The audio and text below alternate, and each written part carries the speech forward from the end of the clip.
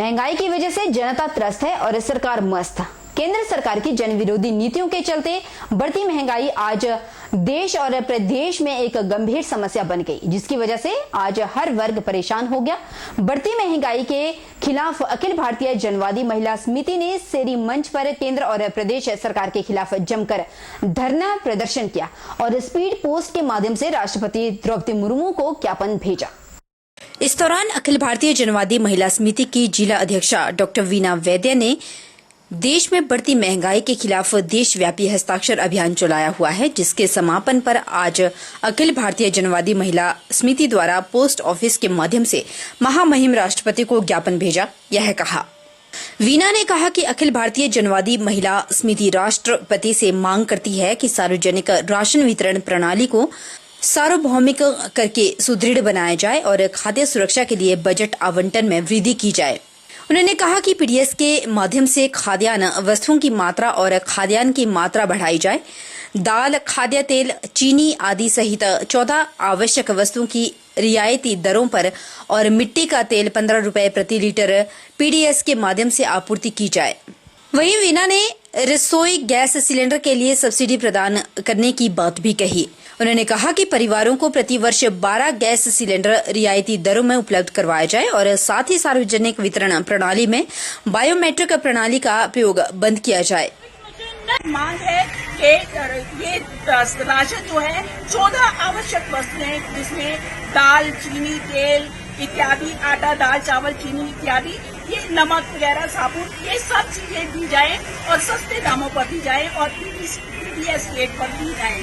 और यही नहीं कि जो अब ये सरकार ने ये बायोमेट्रिक मशीन से राशन देने की जो परंपरा चलाई है, हम उसका भी विरोध करते हैं, क्योंकि जो मजदूर वर्ग है, जो खेतों में किसान काम करते हैं, महिलाएं काम करती हैं, उनके काम करते करते अंगूठे जो हैं वो घिस जाते हैं और जिसकी वजह से उनके बायोमेट्रिक मशीन में वो चिन्ह जो है मिलते नहीं है, तो उससे भी बहुत सारी दिक्कतें हमारे आम आदमी को आ रही है। तो हमारी मांग है कि वो बायोमेट्रिक मशीनों के माध्यम से बंद करके राशन जो है जिस तरह से पहले दिया जाता था उसी प्रकार से दिया जाए।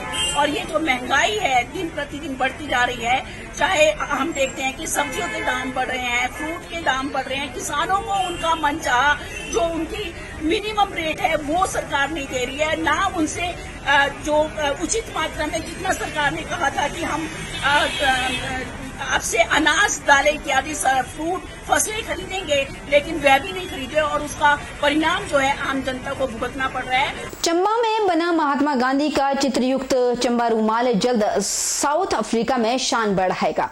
तैयार रूमाल का आजादी के अमृत महोत्सव पर विमोचन किया गया। आजादी के अमृत महोत्सव को लेकर भूरी सिंह संग्रहालय में नॉट ऑन मैप संस्था की ओर से एक कार्यक्रम का आयोजन किया गया। इसमें उपायुक्त चंबा डीसी राणा ने बतौर मुख्य अतिथि शिरकत की।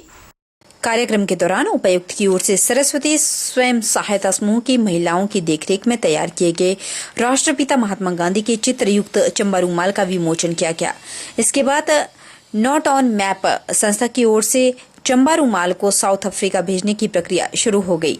चंबा से रूमाल भेजे जाने के बाद साउथ अफ्रीका में नॉट ऑन मैप संस्था के सदस्य सुंदरा रेड्डी इसे प्राप्त करेंगी, जिसके बाद इसे स्थापित करने की प्रक्रिया को अमलीजामा पहनाया जाएगा।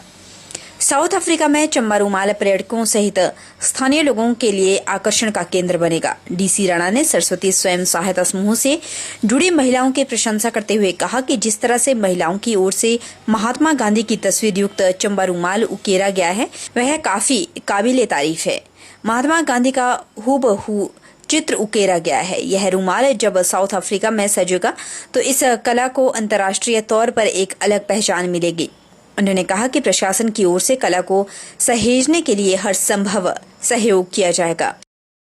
युवाओं में देशभक्ति की भावना को जागृत करने के उद्देश्य से हमीरपुर के गांधी चौक पर सांस्कृतिक कार्यक्रम का आयोजन किया गया। आजादी का जश्न नाम से आयोजित इस कार्यक्रम में देश की अमूल्य धरोहर स्वतंत्रता सेनानियों को समर्पित और सम्मानित भी किया गया। इस अवसर पर समाजसेवी व स्टेट बार काउंसिल के सदस्य रोहित शर्मा ने कार्यक्रम में बतौर मुख्य अतिथि शिरकत की।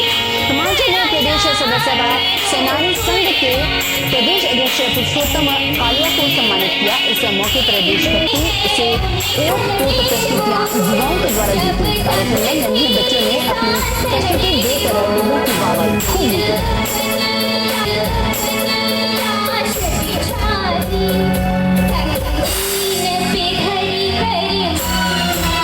आज़ादी का जश्न आज गांधी चौक पर मनाया जा रहा है और पिछले वर्ष भी हमने जो स्वतंत्रता सेनानियों के परिवार हैं उनको हमने सम्मानित किया था। आज हम इसको गांधी चौक पर युवा टैलेंट के साथ सेलिब्रेट कर रहे हैं और पूरे देश में आज खुशी की लहर है और युवाओं को हम अपनी तरफ इस बात पे आकर्षित कर रहे हैं कि आज का दिवस क्यों महत्वपूर्ण है। इस करके हमने कुछ एकेडमीज़ के बच्चे यहाँ पर बुलाए थे, जिसमें मुख्यतः शिवाई डांस एकेडमी और केएस म्यूज़िक एकेडमी के जो परफॉर्मर्स हैं वो आज परफॉर्म करेंगे और पेट्रियाटिक सॉन्ग्स पर आज वो अपनी परफॉर्मेंसेस देंगे। साथ ही साथ हमने जो स्वतंत्रता सेनानियों की जो पत्नियां हैं या माताएं हैं उन सबको हमने यहाँ पर आमंत्रित किया था, जिनको हम सम्मानित कर चुके हैं। वहीं वीरभूमि हमीरपुर में स्वतंत्रता दिवस के मौके पर भारी भीड़ जुटाकर प्रदेश गौ सेवा आयोग सदस्य एवं युवा नेता आशीष शर्मा ने तिरंगा रैली का आयोजन किया। आशीष शर्मा द्वारा आयोजित इस रैली की शुरुआत बॉयज स्कूल हमीरपुर ग्राउंड से हुई। भोटा चौक से होते हुए यह रैली शहीद स्मारक पर जाकर समाप्त हुई। शहीद स्मारक पर पहुंचकर आशीष ने युवाओं द्वारा शहीद मृदुल शर्मा को श्रद्धांजलि अर्पित की। इस रैली के दौरान हमीरपुर जिला के बहुत से युवाओं और पुरुष सैनिकों ने हिस्सा लिया। साथ ही तिरंगा यात्रा के दौरान वंदे मातरम, भारत माता की जय, मेरा भारत महान जैसे नारे भी लगाए। रैली के दौरान युवाओं में खासा जोश देखने को मिला। इस रैली में केवल युवा ही नहीं बल्कि पुरुष सैनिक भी मौजूद थे। आज हम आज़ादी का अमृत महोत्सव मना रहे हैं और सभी युवा साथियों के साथ, भूतपूर्व सैनिकों के साथ हमने ये युवा रैली बॉयज स्कूल ग्राउंड से भोटा चौक से होते हुए अभी यहाँ पे शहीद स्मारक तक लेके आए हैं यहाँ पे। और यहाँ पे हमने कैप्टन मृदुल शर्मा को अपनी ओर से सबने श्रद्धांजलि अर्पित की है। क्या संदेश देना चाहिए? संदेश सभी युवाओं को, सभी को, बड़ों को यही संदेश देना चाहूँगा कि जिन लोगों ने इस आज़ादी के लिए बलिदान दिए हैं, शहीद हुए हैं, उनको हमें हर वक्त हमें उनको याद रखना चाहिए। और जैसे कि आज बहुत बड़ा दिन है, आज आज़ादी को 75 वर्ष हुए हैं, तो आज का दिन वैसे ही एक पर्व के रूप में पूरे देश में मनाया जा रहा है। तो ये सौभाग्य है हम सभी युवा साथियों का, सबका, कि ये दिन हमें देखने को मिला। ऊना के कुटलैंड विधानसभा के इंद्रौली में आज वन विभाग द्वारा वन महोत्सव कार्यक्रम मनाया गया और इस कार्यक्रम में ग्रामीण विकास एवं पंचायती राज, कृषि और पशुपालन मंत्री वीरेंद्र कंवर ने शिरकत की।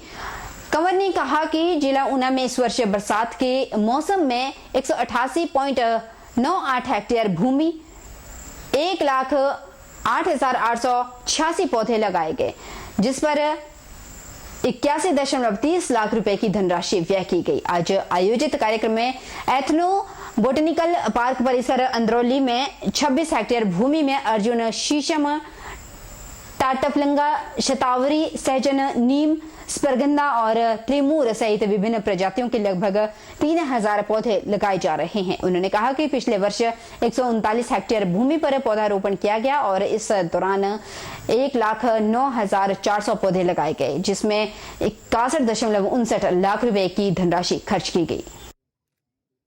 आज जिला स्तरीय वन महोत्सव जो है वो अंदरौली में मनाया जा रहा है। मैं इसके लिए सबको बहुत बहुत बधाई देता हूँ, बहुत बहुत शुभकामनाएं देता हूँ, क्योंकि वन जो है वो अपने जीवन का एक हिस्सा है।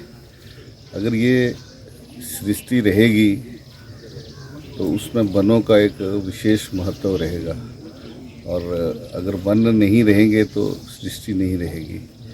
इतना ज़्यादा जुड़ाव जो है वो वनों का और सृष्टि का आपस में है। तो मैं सभी से आज इस वन महोत्सव पर अपील करता हूँ, इस बरसात के दिनों में अपने अड़ोस पड़ोस और जंगलों में जो है वो वन लगाएं। रोजमर्रा के कामकाज से कुछ पल अपनों के लिए सुकून से बिताने के लिए आदिवासी कल्याण समिति कसौली सोलन द्वारा सोलन के पुलिस मैदान में 3 दिवसीय फुटबॉल प्रतियोगिता का शुभारंभ किया गया, जिसमें जिला सोलन के झारखंड के रहने वाले श्रमिकों की करीब 30 टीमें हिस्सा लेंगी। आदिवासी कल्याण समिति द्वारा आयोजित इस 12वीं फुटबॉल प्रतियोगिता को करवाने का मुख्य उद्देश्य आदिवासी मजदूरों को एक मंच पर इकट्ठा कर मेल जोल को बढ़ाना है और साथ ही रोजमर्रा की जिंदगी से हटकर कुछ सुकून के पल भी बिताना है। इस प्रतियोगिता की खास बात यह है कि इसमें यह प्रवासी श्रमिक नंगे पांव से फुटबॉल खेलते हैं। वहीं सरकार द्वारा स्वास्थ्य एवं श्रमिकों के लिए चलाई जा रही योजनाओं के बारे में भी संबंधित विभाग के अधिकारी इन्हें जागरूक कर रहे हैं, जो एक सराहनीय प्रयास है इन्हें मुख्यधारा से जोड़ने का। हमारे रिपोर्टर से बातचीत करते हुए आदिवासी कल्याण समिति के प्रधान दीपक औरान ने बताया कि झारखंड से आए आदिवासी लोगों के साथ मेलजोल बढ़ाने के लिए इस प्रतियोगिता का आयोजन किया जाता है और सोलन जिला के सभी आदिवासी आगामी 3 दिनों तक इस प्रतियोगिता में हिस्सा लेंगे। वहीं सरकार द्वारा श्रमिकों के लिए चलाई गई योजनाओं की जानकारी भी इन्हें मिल रही है। उधर आदिवासी खिलाड़ियों ने भी इस प्रतियोगिता को लाभकारी बताया।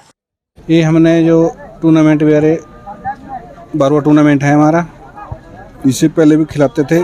तो हमारे जो पहले हमारे बकरों का होता था खेल, बकरों का होता था तो बकरे वगैरह फिर कहते हुए ठीक नहीं है। तो हमारे पवन गुप्ता जी, स्वर्गीय पवन गुप्ता जी ने बोला कि इनको थोड़ा सा पैसों के उसमें कराओ और थोड़ा लेबरों को एकजुटता करो और लेबरों के जो बेनिफिट वगैरह है उनको जानकारियाँ एक दूसरे मिले। तो हमारा माध्यम है 15 अगस्त के सुबह अक्सर पे ये टूर्नामेंट छुट्टियाँ होती है और टूर्नामेंट वगैरह हम करवाते हैं और आपसी मेल मिलाप के लिए। और आज हमारे साथ यहाँ की सोलन की यानी कि लेबर इंस्पेक्टर जो भी हमारे अधिकारी वगैरह है वो जुड़े हैं, अपने पंजीकरण वगैरह के सारा समझा भी रहे हैं। और ये जो जितने भी आप यहाँ पे देख रहे होंगे, जितने भी लोग खेलने यहाँ आए हुए, ये सभी लोग सोलन डिस्ट्रिक्ट में डिफरेंट साइटों पे मजदूरी का कार्य करते हैं। कहीं ये रोडों पे काम कर रहे हैं, कहीं ये बिल्डिंग्स का वर्क कर रहे हैं, तो इसी उससे जुड़े हुए हैं। और उसी लोगों को जो हम बेनिफिट देते हैं, जो कामगारों को बेनिफिट देते हैं, वो इसी कैटेगरी के लोगों को देते हैं जो भवनों में, सड़कों में और कहीं भी इस तरह से कंस्ट्रक्शन एक्टिविटी में जो कार्य करते हैं, उन लोगों को हमारे विभाग द्वारा ये बेनिफिट दिए जाते हैं। मंगलवार को मंडल के दियाड़ा पंचायत में सारांश गर्ग फाउंडेशन द्वारा एक निजी अस्पताल की सहायता से फ्री मेडिकल चेकअप कैंप लगाया गया। एक मेडिकल चेकअप कैंप में 150 के करीब लोगों ने लाभ लिया। डॉक्टर ने लोगों का चेकअप करने के बाद साथ साथ उनको फ्री में दवाइयां भी वितरित की। फाउंडेशन के राष्ट्रीय अध्यक्ष गोपाल कृष्ण ने बताया कि उनकी संस्था गौ संरक्षण का कार्य करती है। क्षेत्र के लोगों की मांग के चलते उन्होंने पहली बार मेडिकल चेकअप कैंप का आयोजन किया, जिसमें लोगों ने बढ़ चढ़कर हिस्सा लिया। इस कैंप का लाभ उठाया। गर्ग ने कहा कि आने वाले समय में उनकी संस्था ग्राम पंचायत जोल और बेहड़ भटेड़ में ऐसे कैंप का आयोजन करेगी। उन्होंने क्षेत्र के लोगों से आह्वान किया कि वह इन कैंपों में पहुंचकर अपना मेडिकल चेकअप करवाएं, इन कैंप को सफल बनाएं। कैंप में समाजसेवी सुदर्शन सिंह बबलू ने पहुंचकर लोगों की हौसला अफजाई की और कहा कि ऐसे कैंप लगने से ग्रामीण क्षेत्रों के लोगों को अपने इलाज करवाने के लिए दूर जाने की आवश्यकता नहीं पड़ती।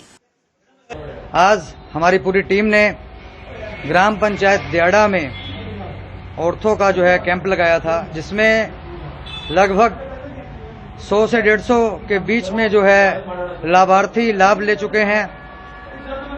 यहाँ पर वो फ्री मेडिसिन का भी लाभ ले चुके हैं, फ्री चेकअप का भी लाभ ले चुके हैं।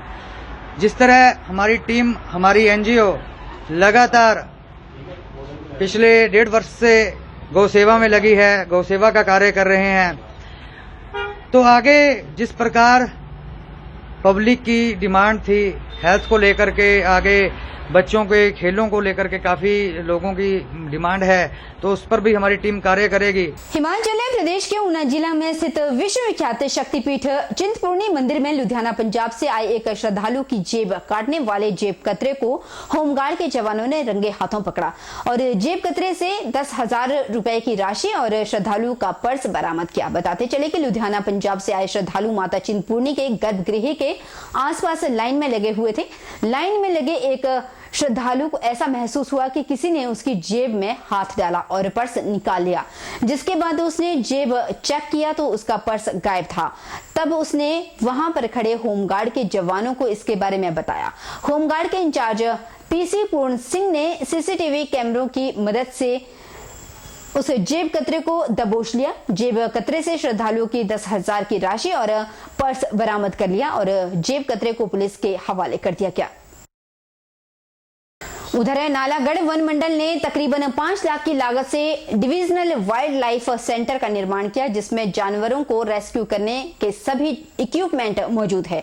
अगर कोई जंगली जानवर किसी कारणवश चोटिल हो जाता है तो उसके इलाज के बाद उसको कुछ दिनों तक देखभाल के लिए अलग से कैबिन भी बनाया गया है।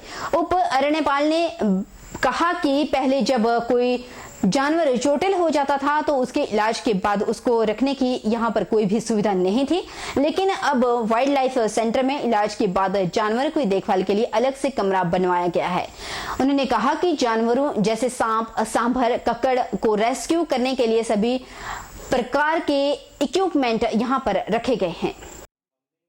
ये डिवीज़न लेवल पे हमने एक वाइल्ड लाइफ सेंटर बनाया है, जिसमें कि जैसे कोई भी हमारे जंगली जानवर हैं उनको इंजरी हो जाती है, हम उसको रेस्क्यू करते हैं, तो हम उसको अंडर ऑब्जर्वेशन कई बार रखने के लिए हमें ज़रूरत पड़ती है, तो हमारे पास कोई जगह नहीं थी। तो ये डिविजनल वाइल्ड लाइफ सेंटर में हम लोग किसी भी वाइल्ड एनिमल को अगर हम रेस्क्यू करते हैं कोई स्मॉल इंजरी के लिए, तो उसको हम यहाँ पे ऑब्जर्वेशन के लिए हमने सेंटर को बनाया, तो यहाँ पे रख सकते हैं।